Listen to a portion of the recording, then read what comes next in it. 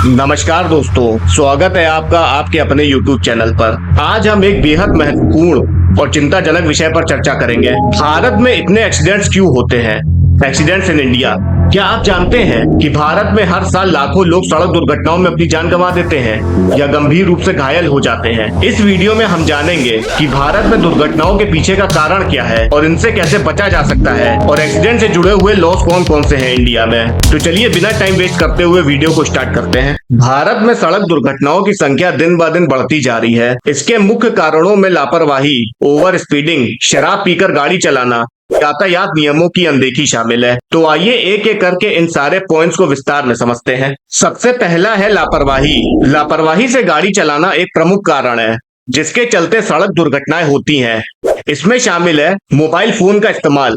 लोग गाड़ी चलाते समय फोन पे बात करने लगते हैं या मैसेजिंग करने लगते हैं।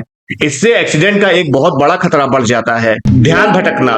लोग जब गाड़ी चलाते हैं तो म्यूजिक सुनने के लिए गाड़ी के म्यूजिक सिस्टम को एडजस्ट करने लगते हैं। इससे ध्यान भटकता है और एक्सीडेंट के चांसेस बहुत बढ़ जाते हैं। थकान। अगर आप लंबे समय तक गाड़ी चलाते हैं तो इंसान थक जाता है। अब चाहे वो 2 व्हीलर गाड़ी हो या 4 व्हीलर गाड़ी हो, लेकिन लंबे समय तक चलाने से इंसान को बहुत थकावट महसूस होने लगती है और इससे कभी कभी डिसबैलेंस हो जाता है और एक्सीडेंट का खतरा बहुत बढ़ जाता है। दूसरा है ओवर स्पीडिंग। तेज गति से गाड़ी चलाना भी एक प्रमुख कारण है, जैसे नियंत्रण खो देना। तेज गति में गाड़ी चलाते समय ड्राइवर अक्सर गाड़ी पर से नियंत्रण खो बैठता है, जिससे दुर्घटनाएं होती हैं। Braking distance. ओवर स्पीडिंग से ब्रेकिंग डिस्टेंस बढ़ जाता है, जिससे अचानक ब्रेक लगाने पर भी गाड़ी जल्दी नहीं रुकती है और टक्कर होने की संभावना बढ़ जाती है। तीसरा है शराब पीकर गाड़ी चलाना। शराब पी के गाड़ी चलाने से इंसान होश में नहीं रहता है। उसको कुछ समझ में नहीं आता है कि वो धीरे चला रहा है कि तेज चला रहा है। उसको ये भी होश नहीं रहता है कि अगल बगल लोग चल रहे हैं और इसी के कारण एक बहुत बड़ा एक्सीडेंट हो सकता है और इससे वो अपनी जान तो खतरे में डाल ही रहा है और दूसरों की जान भी खतरे में डाल रहा है। तो शराब पीकर गाड़ी कभी नहीं चलाना चाहिए। चौथा है ट्रैफिक नियमों का उल्लंघन। यातायात नियमों की अनदेखी भी दुर्घटनाओं का एक बड़ा कारण है, जैसे कि रेड लाइट जंप कर देना। ओवरलोडिंग। ओवरलोडिंग का मतलब गाड़ियों में क्षमता से अधिक सामान या सवारियों को लादना, जिससे गाड़ी का संतुलन बिगड़ सकता है और दुर्घटना हो सकती है। तो ये 4 मेन कारण होते हैं एक्सीडेंट के। अब हम कुछ आंकड़ों की तरफ चलते हैं। हम 2020 से लेकर 2023 तक के आंकड़े देखेंगे, क्योंकि 2024 अभी चल रहा है, तो इसीलिए हमने 2020 से लेकर 2023 तक के आंकड़े लिए हैं। 2020 में टोटल एक्सीडेंट हुए थे 4,10,000, टोटल मौतें हुई थी 1,46,000 और जो टोटल लोग घायल हुए थे उनकी संख्या थी 3,80,000। 2020 में टोटल एक्सीडेंट हुए थे 4 लाख और जो टोटल मौतें हुई थी वो थी 1,40,000 और जो घायल लोग थे उनकी संख्या थी 3,70,000। 2022 में ये आंकड़ा थोड़ा बढ़ गया था। टोटल एक्सीडेंट हुए थे 4,21,000 और टोटल मौतें हुई थी 1,51,000 और जो घायल लोगों की संख्या थी वो थी 3,90,000। 2023 में ये आंकड़ा और बढ़ गया था। इसमें टोटल एक्सीडेंट हुए थे 4,35,000 और जो टोटल मौतें हुई थी वो थी 1,56,000 और घायल लोगों की संख्या 4,05,000 थी। इस डेटा से यह स्पष्ट होता है कि 2020 और 2021 में कोविड-19 और लॉकडाउन के कारण एक्सीडेंट्स में थोड़ी कमी आई थी, लेकिन 2022 और 2023 में ये संख्या फिर से बढ़ गई थी, जो एक गंभीर चिंता का विषय है और इससे समाधान के लिए ठोस कदम उठाने की आवश्यकता है। 2020 से 2021 के बीच दुर्घटनाओं की संख्या में 2.44% की कमी आई थी। 2021 से 2022 के बीच दुर्घटनाओं की संख्या में 5.25% की वृद्धि हुई। 2022 से 2023 के बीच दुर्घटनाओं की संख्या में 3.33% की वृद्धि हुई थी। ये कुछ आंकड़े थे जो देखे हमने अभी।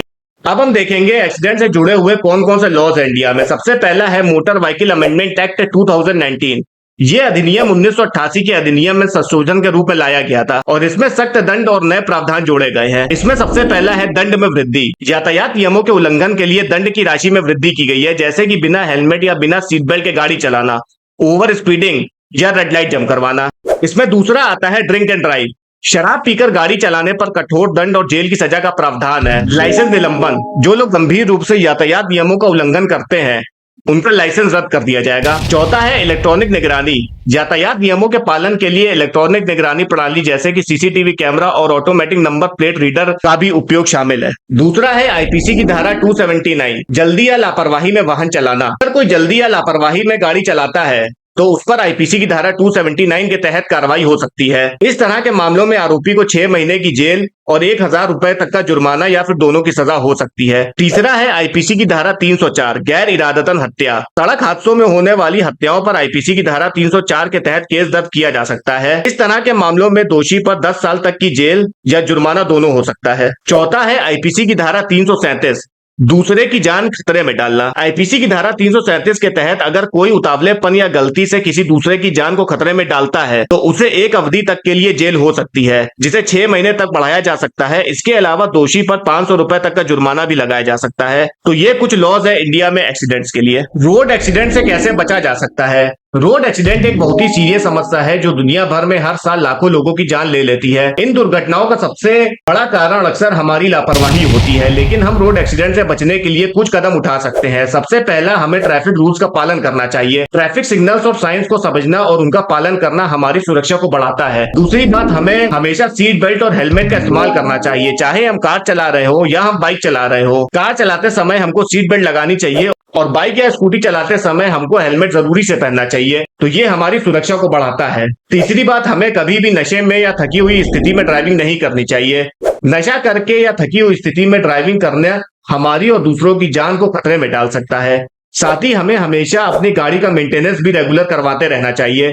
ब्रेक्स, लाइट्स और टायर्स का ठीक से काम करना भी हमारी सेफ्टी को बढ़ाता है। और आखिर में हमें अपने फोन का इस्तेमाल ड्राइविंग के दौरान कम से कम करना चाहिए या बिल्कुल ही नहीं करना चाहिए। ये डिस्ट्रैक्टेड ड्राइविंग का एक मुख्य कारण है। हमें रोड एक्सीडेंट से बचने में मदद मिलती है और हमारा सफर सुरक्षित और सुखद बन जाता है। तो दोस्तों, यही पूरी वीडियो थी। अगर आपको वीडियो पसंद आई हो तो वीडियो को लाइक करिए और चैनल को भी सब्सक्राइब करिए। धन्यवाद।